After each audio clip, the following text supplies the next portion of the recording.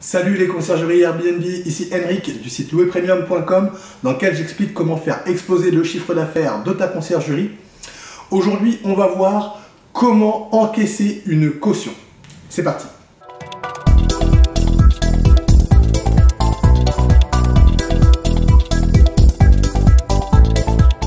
Juste avant de commencer, je t'invite à cliquer sur le bouton s'abonner qui se trouve juste en dessous et à activer les notifications afin d'être informé de toutes mes prochaines vidéos sur la conciergerie Airbnb. Également, je t'invite dès maintenant à me laisser un pouce bleu afin de me motiver à te donner toujours plus de vidéos, toujours plus de contenu, toujours plus de conseils pour la conciergerie Airbnb. Alors aujourd'hui, on va voir un sujet important, c'est comment encaisser une caution. Alors, c'est vraiment quelque chose qui est très différent de comment prendre une caution. Je fais vraiment la différence parce que j'avais déjà expliqué dans une vidéo comment on prenait une caution, c'est-à-dire comment on va prendre l'empreinte de la carte bleue. Aujourd'hui, l'idée, c'est plutôt de voir comment est-ce qu'on encaisse cette caution. Alors, pourquoi on va vouloir encaisser la caution? Alors, il peut y avoir plusieurs choses, soit parce qu'il y a eu des dégâts, tout simplement, et du coup, tu vas vouloir encaisser le montant pour pouvoir réaliser les travaux liés aux différents dommages que tu auras constatés. Donc ça, c'est, je dirais, l'étape après, finalement, après le séjour du voyageur. Mais il y a quelque chose quand même que je te recommande, et ça va être extrêmement important, et c'est lié à l'encaissement de cette caution. Tu sais que moi, je recommande toujours d'utiliser Stripe pour tout ce qui va être la gestion des cautions, parce que c'est un logiciel qui est relativement simple à utiliser et puis surtout qui se connecte à nos channel managers. Donc il y a vraiment une possibilité d'automatisation des choses grâce à cette connexion entre Stripe et le channel manager. En channel manager, évidemment, je recommande toujours Base24. La connexion entre Stripe et Base24 est vraiment simple à faire. Donc vraiment, je t'invite à utiliser Stripe pour tout ce qui va être gestion des cautions. Alors c'est vrai que si on suit la procédure, le voyageur va laisser l'empreinte de sa carte bleue, il fait son séjour, et au moment du check-out, tu vas t'apercevoir qu'il y a des dégâts. Donc qu'est-ce qui va se passer? Tu vas transmettre une facture à ce voyageur pour lui expliquer qu'il y a eu des problèmes et que du coup tu as dû procéder à un certain nombre de réparations pour un certain montant. Et que du coup ce montant sera prélevé sur la caution que le voyageur a laissée, qui était finalement qu'une empreinte de carte bleue, je rappelle. Donc qu'est-ce qui va se passer? Tu as l'empreinte de cette carte bleue et tu vas donc aller dans Stripe pour activer le prélèvement. Donc jusque là, pas de souci, le prélèvement va se faire. Et alors du coup, tu risques de rencontrer déjà un premier problème. Il va falloir que la carte soit approvisionnée. Alors ça, il y a 9 chances sur 10 que ce soit le cas, puisque à partir du moment où tu fais une empreinte de carte bleue, il va y avoir une espèce de montant qui est, je dirais, provisionné sur la carte de ton voyageur, et théoriquement, elle est forcément approvisionnée au moment où tu vas déclencher l'encaissement de la caution. Il peut y avoir des cas où ça ne soit pas le cas, mais c'est vrai que dans la très grande majorité des cas, ça va passer. Donc l'encaissement va pouvoir se faire, mais ensuite, qu'est-ce qui peut se passer? Je rappelle, c'est un encaissement que tu as fait toi, manuellement. C'est-à-dire que tu as appuyé sur un bouton pour expliquer à la banque de ton voyageur que tu fais un prélèvement sur sa carte bleue. Le seul souci, c'est que si le voyageur n'est pas d'accord avec les justifications que tu lui as données, il va pouvoir faire opposition à ce prélèvement. Et le souci, c'est que du coup, il va y avoir un conflit entre la banque du voyageur et Stripe. Parce qu'il faut bien comprendre que c'est Stripe qui va gérer, qui est l'interface vis-à-vis de la banque. Et qu'est-ce qui va se passer? Et ça se passe 9 fois sur 10 aussi, malheureusement. Stripe n'est pas là pour défendre tes intérêts, en tout cas d'un point de vue, je dirais, juridique, et puis sur le fondement du paiement. D'accord? Donc du coup, ça sera à toi de transmettre les éléments qui font que ce paiement est bien valide. Le seul souci, c'est que l'un des moyens, en tout cas, qui fait que le paiement est bien valide, c'est que le voyageur, et là je précise bien, c'est que le voyageur a bien lui-même validé le paiement. Et souvent, qu'est-ce qui se passe? Tu sais, c'est le fameux SMS qu'on va recevoir quand on fait un paiement. On reçoit un SMS sur notre téléphone qui permet de valider, entre guillemets, le paiement. Le souci, c'est que dans notre cas, le voyageur ne l'aura pas reçu. Et du coup, 9 fois sur 10, Stripe va, en fait, ne va pas défendre tes intérêts sur le dossier parce qu'en fait, il n'a pas cette double vérification. Et du coup, le voyageur, il est tout simplement remboursé. Et le montant que toi, tu as prélevé est remboursé au voyageur. Et toi, tu te retrouves en perte sèche vis-à-vis des différents travaux que tu voulais, que tu as dû réaliser en raison des dégâts que tu as pu constater. Donc tu vois que ça, finalement, c'est un problème que tu peux rencontrer. Ça m'est arrivé, hein, c'est pour ça que je t'en parle, c'est parce que justement ces problèmes d'opposition et de voyageurs qui ne sont pas d'accord avec ce que tu leur signales, bah, ça pose un vrai problème parce que du coup tu peux en avoir de ta poche. Hein. Et c'est vrai que le Stripe n'est pas là pour...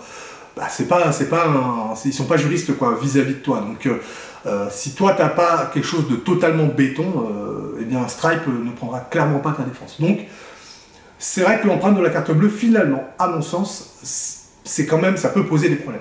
Donc c'est pour ça que moi, ce que je recommande toujours, eh bien, c'est de prendre des cautions, mais on les encaisse avant le séjour du voyageur. Et ça, c'est très important parce que du coup, on va se prémunir de ce problème de paiement. Alors, comment on va faire? En fait, on va envoyer le fameux lien de paiement de la caution, comme pour n'importe quel lien de paiement qu'on aurait pu envoyer pour une empreinte de carte bleue, à la différence près qu'on va encaisser le montant de la caution. Donc, c'est-à-dire que le voyageur va payer réellement cette caution. Ça sera débité de son compte. Alors, c'est vrai qu'une fois que c'est débité, il a validé le paiement. Et ensuite, une fois qu'il fait son séjour, eh bien, toi, tu vas rembourser le voyageur si tout est OK. Si c'est pas OK, tu vas soit le rembourser partiellement, soit conserver la totalité de la caution. Et là, eh bien, il n'y a plus d'opposition possible, puisque c'est bien le voyageur qui a validé son paiement. Et toi, tu as les factures en face qui permettent de justifier, avec les photos bien évidemment, qui permettent de justifier que ce paiement est bien validé. Donc, tu n'auras pas de souci de ce côté-là. C'est une pratique qui se fait. Alors, quel est l'inconvénient de cette pratique? Alors, déjà, l'inconvénient, je dirais, un petit peu financier de tout ça, c'est que lorsque tu vas encaisser un montant dans Stripe, comme là on va le faire avec la carte bleue qui sera réellement débitée, eh bien Stripe va prendre sa commission tout simplement. Donc sa commission, elle n'est pas très élevée, elle est 2 fois moins chère que PayPal, c'est pour ça que je recommande Stripe aussi. Ceci étant, voilà, c'est un petit montant qu'il faut avoir en tête. Typiquement, si tu mets une caution de 300 €, eh bien Stripe va te prélever à peu près 4 €. Donc voilà, 4 € versus 300 €, c'est 4 € que tu vas sortir de ta poche. Parce qu'évidemment, ces 4 €, en fait, c'est la commission Stripe. Toi, tu vas bien rembourser 300 € à ton voyageur si tout est OK, évidemment. Donc il faut bien que tu aies en tête que ces 4 €, c'est finalement une charge. Alors, ces 4 € sont une charge, certes. Maintenant, il faut bien mettre en rapport le risque que tu vas encourir. Parce qu'une caution, finalement, on cherche à se couvrir d'un risque. Donc ces 4 €, est-ce que ça couvre le risque que tu prends? À mon sens, la réponse est oui. Pourquoi? Parce que tu vas prendre une caution à chaque réservation, notamment qui sont faites sur Booking ou celles que tu vas faire en direct. En règle générale, d'après mon expérience, et ça peut varier en fonction de tes zones, hein, mais c'est vrai que ça peut représenter, allez, admettons que tu as tout bien paramétré, 50% de tes réservations seront avec caution, les 50 autres pourcents seront des réservations Airbnb par exemple. Donc ce qui veut dire que tu peux avoir par année un certain nombre de réservations Booking qu'il va falloir que tu comptabilises et tu vas voir combien vont te coûter réellement ces prises de caution. Moi dans mon cas, ça représente en règle générale à peu près pour un appartement avec une durée moyenne de séjour de 4 à 5 nuits. En règle générale, ça représente par an à peu près une trentaine de réservations, à peu près.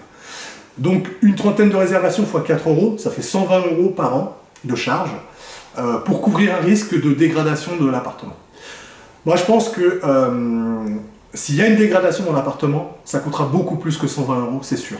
Et ça, il suffit d'une fois dans l'année. Hein. Donc je pense que les 120 €, c'est un risque qu'on peut prendre, qu'on doit prendre pour se couvrir des différents dégâts. Alors c'est sûr qu'une fois qu'on a fait ça pendant 3 ans, 4 ans, eh bien si tu as eu 0 dégâts, tu n'as jamais eu à prélever la caution, on peut commencer à se poser la question de la pertinence. Mais voilà, c'est quelque chose que je te recommande quand même, parce que je pense que le risque est vraiment couvert. L'autre inconvénient, et celui-là tu l'as peut-être vu plus en amont, c'est que le voyageur va devoir payer, elle sera débitée cette caution. Donc ça peut être un frein parfois à certaines réservations, parce que les voyageurs seront réticents à vouloir débourser réellement le montant de la caution. Et c'est vrai que ça peut avoir une incidence sur le volume de réservation. Après, moi d'expérience, je n'ai jamais ressenti de baisse de réservation du fait de la mise en place de ce type de caution. Donc voilà, pour moi, les voyageurs de toute façon qui ont l'intention de séjourner de manière tout à fait paisible et normale, ils vont la payer la caution, il n'y a pas de souci parce qu'ils savent qu'elle sera rendue à la fin. Donc c'est pas un problème pour eux.